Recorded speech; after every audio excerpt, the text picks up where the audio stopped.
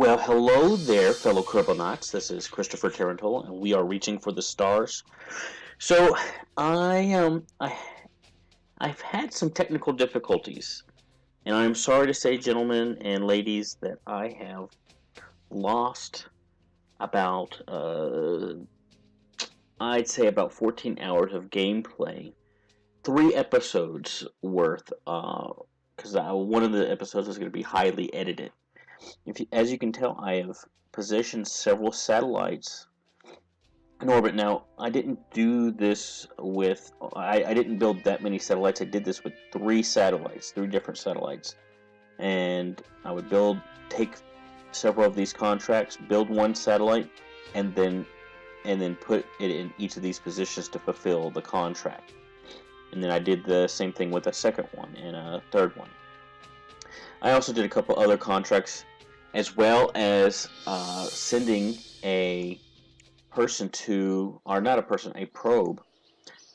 that's on its way to Eve. Originally, I had built it to go to Moho, and I called it Mohoron, and Mohoron did not work out well. You can see I've got a couple of these ComSats 2, ComSat 02, which is less than optimal to have two named the same thing. Probably need to fix that. We have the MKSS, so you get to miss the end. I built this and have sent it on its way to Minmus, and that's what this episode will primarily be about. But I got to catch you up a little bit. So we also have, if we zoom out a bit, we have the Eve's Apple, formerly known as Mohoron. It was a probe designed to go to Moho, but I did not have enough delta V. I didn't really calculate delta V correctly, and so instead I found that I could do an intercept at Eve with the delta V that I did have, and we're just going to send it straight into the atmosphere of Eve, and it'll likely burn up there, if not on the ground, like litho breaking. So if it doesn't burn up in the atmosphere of Eve, it will definitely be destroyed upon impact. I will be highly surprised if it makes it to the ground, though. Eve can be surprising sometimes, but this does not have any kind of shielding, arrow braking, or anything like that. It was a probe designed to go to Moho. So, with that being said, you are more or less caught up. I did a moon landing with Jeb as well, and so I got some good science there. It was a great tutorial. I'm definitely going to be redoing that in the coming episodes as soon as possible. So here's our plan. Here's the game plan for this series moving forward. I've gotten those technical issues out of the way. I've downloaded a different recording program. As you can tell, the audio is probably a little bit better, or at least it's easier to hear my voice. I need to get a new microphone, and I'm still working on that, so bear with me, guys. Money does not just come from nowhere, so as soon as I'm able to, I will get a new microphone to help this voice sound a little bit better. But at least now I can modulate how well my voice is compared to the game sound, and I'm not being drowned out by the game. We have all these planets, and one of the things I know is once you get outside the orbit of Sarnus, you no longer have enough of with the telecommunications mod that I have on here. You have to have direct line of sight for a probe to be able to operate that probe away from Kerbin, or actually that's Jewel, that's Dresden. You can't even see the orbit of Kerbin here. There it is. So to go from Kerbin to outside the orbit of Sarnus, that is as far as you can go. And so what we're going to have to do is we're going to have to set up a relay network outside of the orbit of Sermon, just outside. We actually might be able to do it just inside, but we're going to have to put a relay network out here for us to be able to go to these planets and do anything, because to not do it with probes would be very difficult, as you'll see when I talk about the station that I've put together, but it's also to do it with Kerbals, you have to bring so much stuff that it's going to be difficult to do that until the late game. And to send probes out, we're going to need a relay network to relay the communications from these outer planets. And so that's going to be some fun stuff to deal with that you might not need to deal with in a vanilla KSP game, because you don't have to worry about distance with your communications, nor do you, although when they come out with the updated, they are working on it, and that actually will become an issue. But not only do you have to deal with distance, you also have to deal with having enough power, because the sunlight out here is just not the same. And you also have to deal with long transit times. I just did a test, and I sent an object out to rendezvous with Erlum to go visit this planet, and it was going to take 50 years, 50 in-game years. That's a long time, even with maximum time warp. So we want to get those probes out actually pretty quickly if we're going to ever see them get there. So that's our end game with this. Is our ultimate goal. I will say I have won this game for all intents and purposes if I can get, with the mods that I currently have, Kerbals actually out to plot Karen and like actually living out there. That would be pretty spectacular, and that's going to be no easy task. And I don't know how well this series is going to be on a regular basis, but for the now, we're going to focus in on the inner solar system, right? So we're going to send our first probe to Eve. It won't be our last. We're going to have to send something to Duna. We need to get to Moho. We need to get to Dres. And we are not quite capable yet of going to Jewel, but by the time we've done all these, we will probably have earned enough science to be capable of going to Jewel, and for that matter, Sarnis. And so when we go to Jewel and Sarnis, that ought to give us the capability to then put on our relay network, and after we put in our relay network, we'll send probes out to Erlum, Nidion, and Plock Karen. Once that happens, then we want to start really expanding our men into space and Kerbals, much like the program is in real life. So we'll send people to Duna probably at the same time as we're setting up our satellite network here. We'll be sending people to Eve and possibly to Moho even, and Dres. We'll definitely want to send some people to Lathe around Jewel, which is, as far as I know, the only other body in the solar system, though I don't know these systems well enough. There may, in fact, be another moon or planet that is capable of hosting life like Lathe is on Jewel, and that would be quite interesting to discover. That's one of the things that excites me so much, is when we get to these, it's going to be as much of a discovery for me as it is for anybody, because, I mean, yeah, I could go in, I could click on them, and I could check them out through this map view, but I'm going to be genuinely excited to discover and see what's going on there. And so, I don't know, that gets me excited in that sense.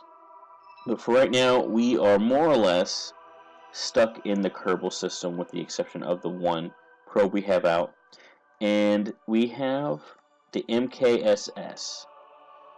The MKSS is the Kerbal Space Station Minimal Kerbal Space Station. And we're going to go ahead and fly this thing. As you can see here, we have our Minimal Kerbal Space Station. So this is a space station designed to go around Minmus. It is here to fulfill a contract. Build a new orbital station around Minmus. Build a station that has an antenna, a docking port, and can generate power. that supports at least 5 Kerbals, and you must maintain it for 6 seconds. I've done all those things. I just need to put the station in orbit of Minmus. And I figured since I was going to do this, I might as well get some good science while I'm doing it.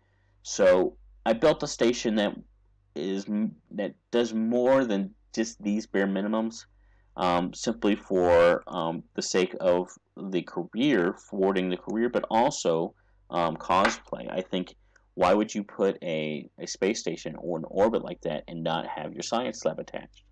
So they are on their way. We've already done our exit burn to Minmus, and so they're well on their way to Minmus, which there it is right there. I love this distant object enhancement mod. It is quite wonderful. I mean, you could see here's Sarnus, there's Erlem, and it's just so cool to be able to see the system for what it is. And Minimus is Minimus because it's kind of off the axis more than most other objects, just because of its inclination rather, compared to the equator of Kerbal. So we have here a command pod Mark II. It is a mobile processing lab where we can do our science, a nomomatic to do our agroponics. We have a scout power pack that is to provide power in addition to these solar panels and these solar arrays. We also have a recycling module to further assist with our life support. An inflatable liquid tank, 4 of these to power or to fuel a Poodle liquid fuel engine. That is our main orbital stage. We also still have plenty of Delta V left in our ascent stage. We actually had a 6-stage asparagising, or 3-stage, I should say, asparagising attached to this on launch. And it was quite the sight to see this thing launch. I'm really, really sad that we did not get to see that. So you can see I also put in these Werner thrusters so that if I needed to, I could turn on my RCS and get this bad boy to turn a little bit easier. I have a couple of docking ports on the top and the bottom, the dorsal, and I don't know what the bottom is called. I forget what that's called. So forgive me for that. And we also have one at the front here. And so we will likely send a ship here to dock with the space station. And what that's going to be is it's going to be probably one of these Mark II command pods. And it's going to have just some minimal life support attached to it. And its primary purpose will be to get these 3 folks home so that we can leave this station in orbit and we can send more Kerbals up with supplies and possibly expand the station in the future as well. So that was the thinking there.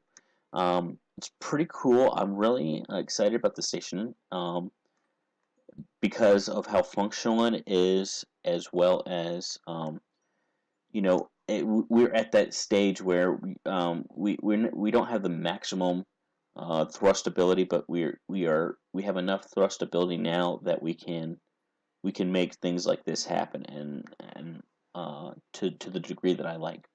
So I'm sorry about talking your ear off on this episode. We will get to the action, and we will do so momentarily. So let's take a look at the map view. So if we look at the map view, we have a maneuver that probably while I was talking, we should have burned to actually get an encounter with Minmus. Alright, so those that are sharp enough and notice we've actually gone back in time. I've F9 this because I passed my maneuver node, and so I'm just going to turn my RCS on and try and get over to have the correct attitude here. Try to get to Minmus here. I'm going to go ahead and go to map view here. The reason I want to go to map view is as I'm doing this burn here, this maneuver, I want to focus on Minmus and make sure that we actually get this capture. Okay, I'm going to turn my SAS on.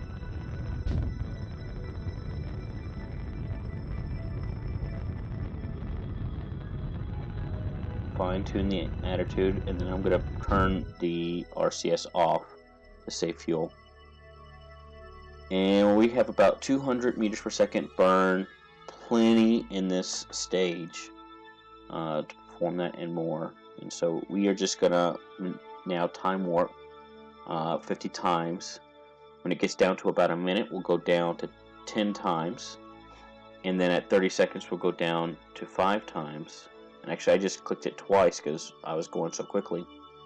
And once we get down to about 10 seconds, I'll zero out my time warp. Obviously, that's not the first time I've told you guys this, but I just reiterating it.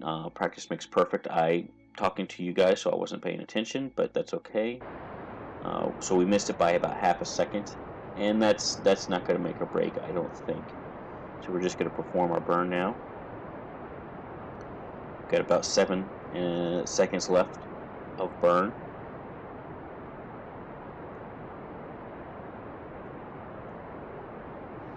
As this comes down, we just had an encounter and lost it. So something's not quite the same. So I'm just going to go ahead and X out. Try and create another maneuver. Add maneuver. Focus on the moon. Focus on vessel. I don't want a moon encounter. I want a Minmus encounter. So this is, I'm going to add this one, and I'm going to nix this one. And I'm not sure what quite went wrong.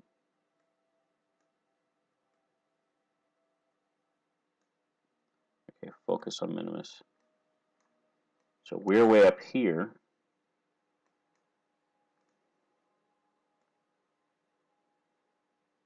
Let's come down a little bit with it.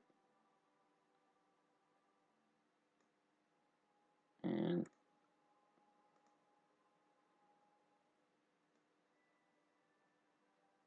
there. And there. Oop.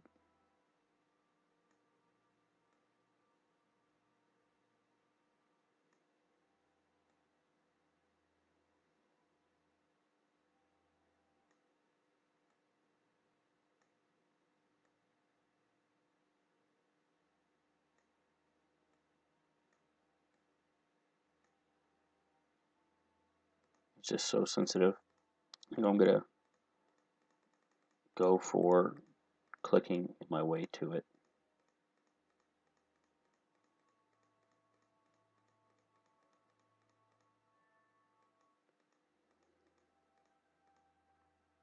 Here we go.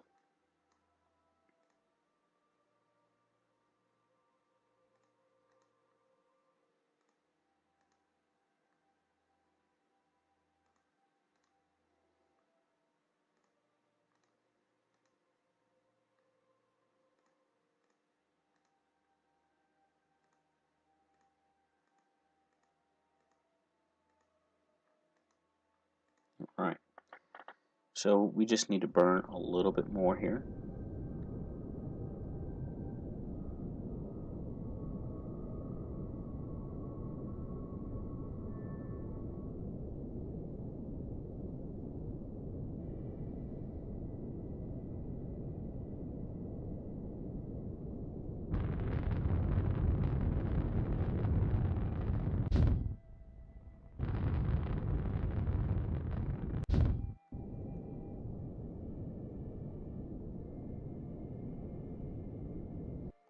We do have an encounter, so what I might do is I might just go ahead and kill this and wait till we get closer and do another burn. I think that's what we will do. So I'm going to add another maneuver here and see if we can't walk it in from here. Let's zero that out. Zero that out. Oh, hey, come on, guys. Work with me here. Zero. Thank you. Now, if I just... Where's my secondary maneuver? I don't even know.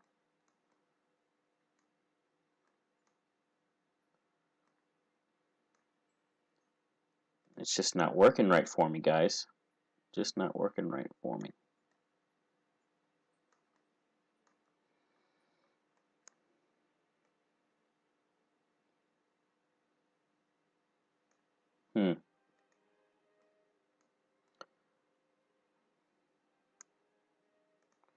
What if I do the burn here?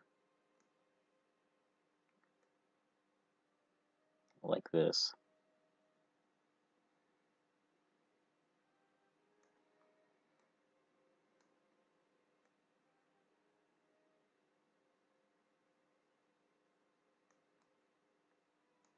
You know, it's always harder. I would like this to be in a more or less equatorial orbit because it'll be a lot easier to rendezvous with it. So that's one of the things we gotta keep in mind here.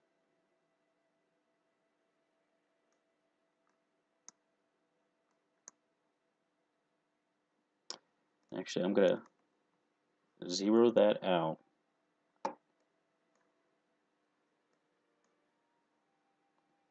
Well, what I'm gonna do is we want to just pull back on it.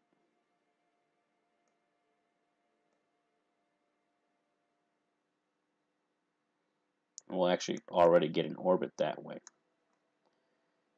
And so then what the key will be is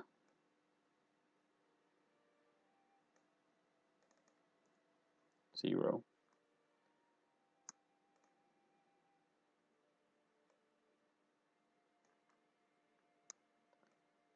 Getting it as even as possible. And then what we're going to want to do is, right about here, we will want to correct our inclination.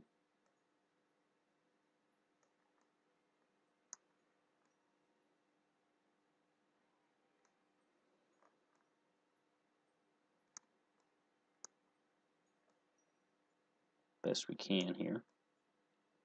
To be equatorial.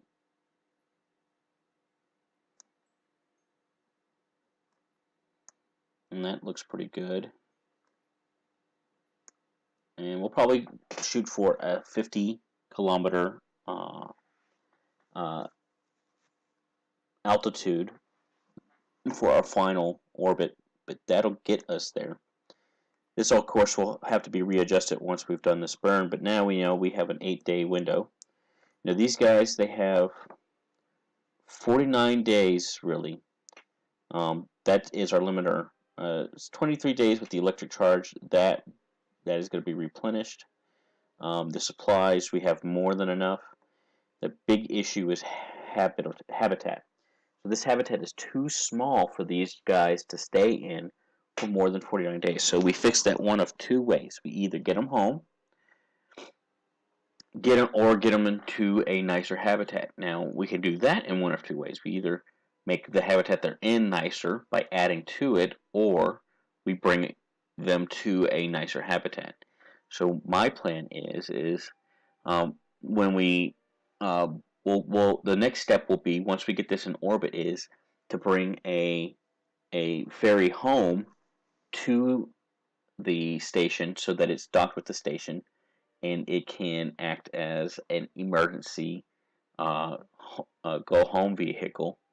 And then we will send up some additions to the station to make the habitat a little bit nicer so that they can stay in for supply-wise the full duration. And then later on, what we'll do is we'll have a resupply mission, and we'll also switch out the crews just like they do with the ISS. Except that it will be in low Kerbal orbit. It's here in Minmus, creating a little bit more of an issue. And at some point, what we'll probably try and do is create a mining operation here on Minmus that can resupply the station, and so that we ultimately want the station to be more or less self-sufficient between it and the surface. And that's the whole end game with USI, the USI modification, and that's what we're going to work towards with this thing. So that is the game plan. We will see you on the other side of this time warp.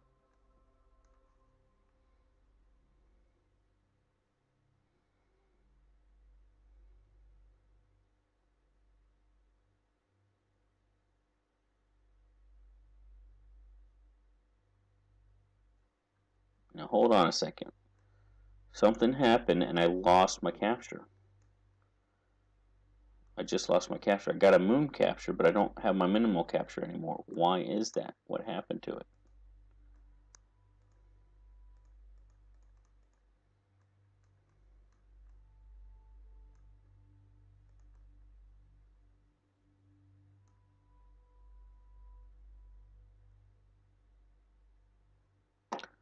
Focus on vessel. Oh, come on, man. What is going on? Should F5 it. I'm going to see if I get to capture anyway. Sometimes that happens.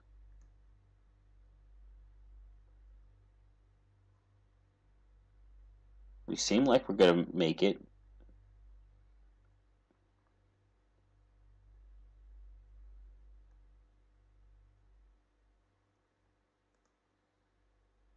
No, we have a Eve's Apple.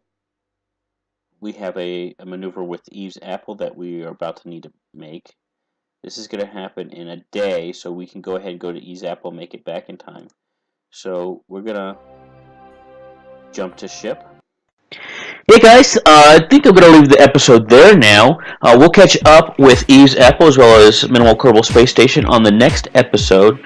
But thanks for watching. We'll get rid of these technical issues and get moving forward, hopefully.